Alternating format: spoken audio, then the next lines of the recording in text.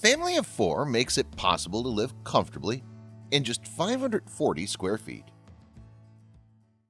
Hey lovely people, I'm Scott Leffler from Wonder Earth. Before we begin, make sure you smash the like button, subscribe to our channel, and click the notification bell for new amazing videos.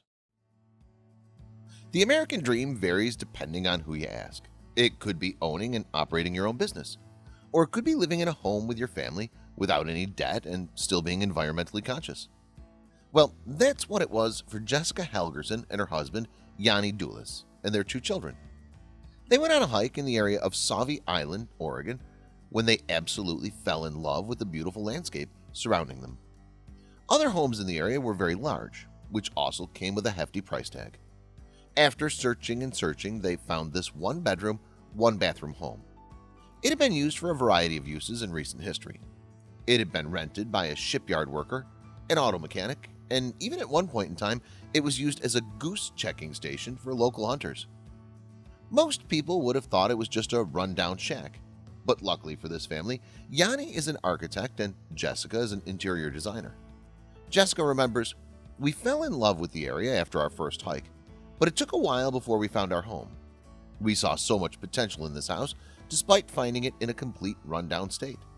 Its size is definitely out of the ordinary for this area, but since we have to scale things down, we've all become more disciplined when it comes to what we consume and bring into the house. One of my favorite things about this house is the roof. It's been planted with moss and ferns, which have been collected from the Columbia River. Having these items on the roof has helped keep the house efficiently insulated. The outside of the home is cute, contemporary, and looks like it would be found in the front of a magazine. The kitchen is one of the most important rooms in a home, and this family took full advantage of Jessica's interior design skills. Opposite of the kitchen is this great room. It has a built-in bookshelves for added storage and plenty of places to lounge around. The kids share a room that has built-in bunk beds. It seems like they're young enough that they don't really mind quite yet. The parents sleep upstairs in a loft. What a great space where they can escape the hustle and bustle. Laying up there with the window cracked while it's raining sounds like heaven. The house is only 540 square feet, but they optimize the space, adding windows to make it brighter and give it a bigger feel.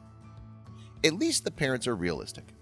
Jessica recently said, "It's not a perfect way to live. The toilet gets runny from working hard, and we know that the clock is ticking when it comes to our kids sharing a bedroom. But despite all of this, we get along pretty well for living in such a small space." They recently had a birthday party for their son. Because of the lack of storage space, they did ask guests to forego presents.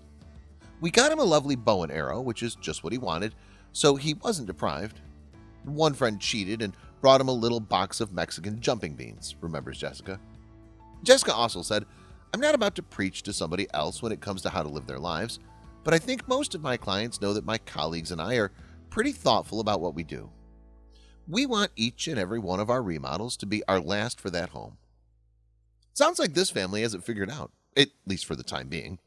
Maybe adding on a small bedroom will help solve the bedroom issue when the kids get older, but it seems like it's a pretty peaceful way of life.